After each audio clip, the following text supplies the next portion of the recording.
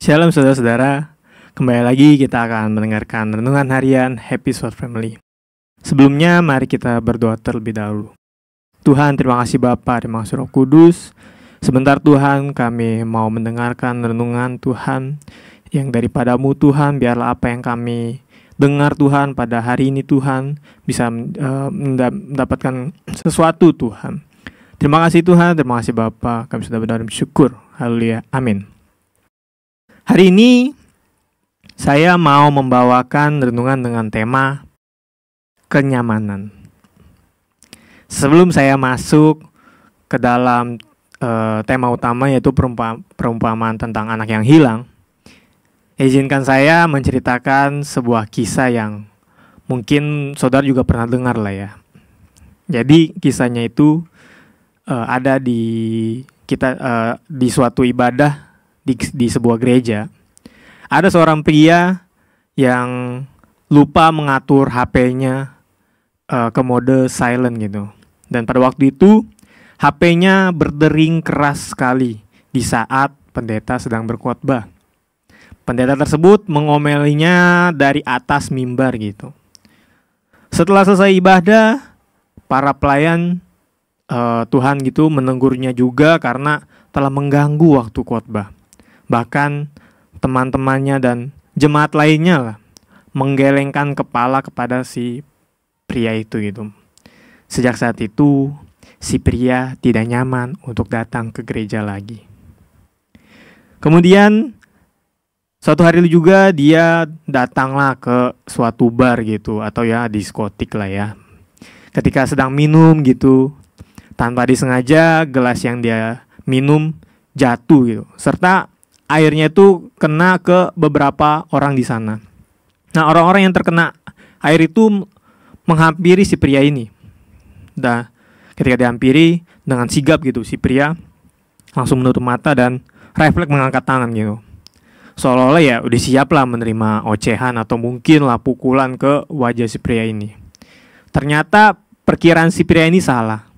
Malah orang tadi yang terkena air itu menanyakan apakah si pria terluka karena pecahan gelas tadi.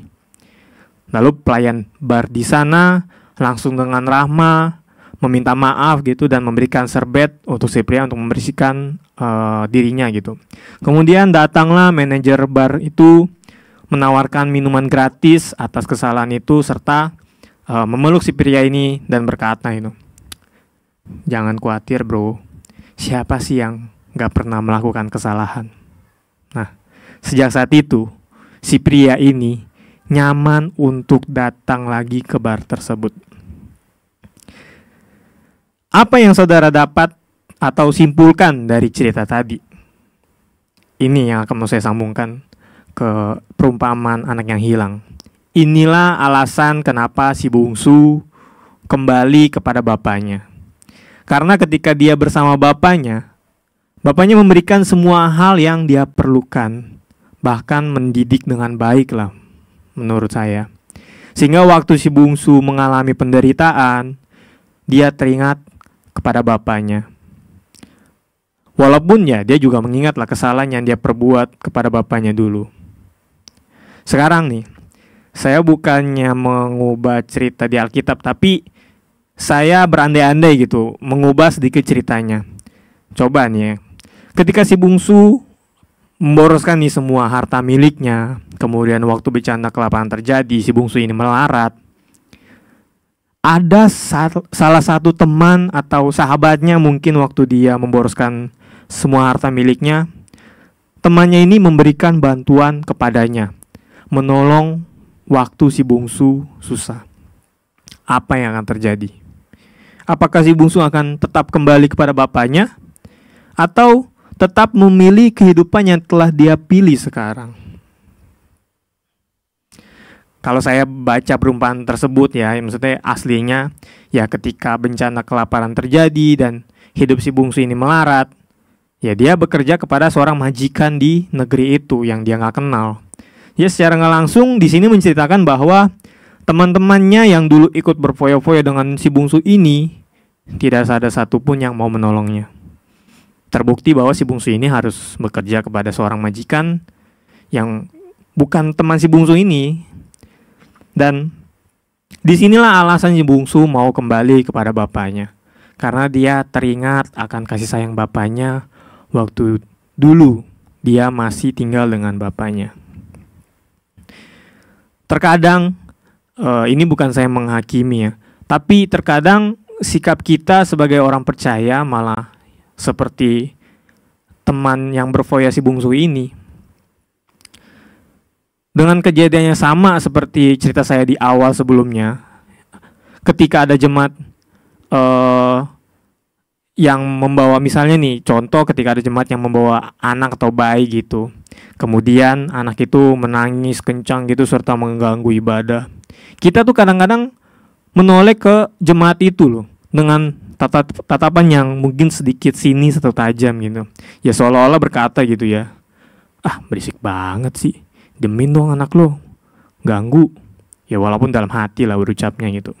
Atau ada jemaat gitu yang mungkin punya tato gitu, atau punya masalah dahulunya, atau punya background yang buruk gitu, kemudian datang beribadah gitu. Kita tidak mau menyapa atau memberi salam kepada jemaat tersebut. Ya seolah-olah kita tidak mau berurusan dengan jemaat ini nih. Takut kita kenapa-kenapa gitu berurusan dengan jemaat ini gitu. Ya menurut saya seharusnya kita harus menyambut dengan kasih gitu, menanyakan kabar jemaat tersebut. Ya mungkin berhikmat lah meminta pertolongan Tuhan apa yang harus dilakukan dengan jemaat ini.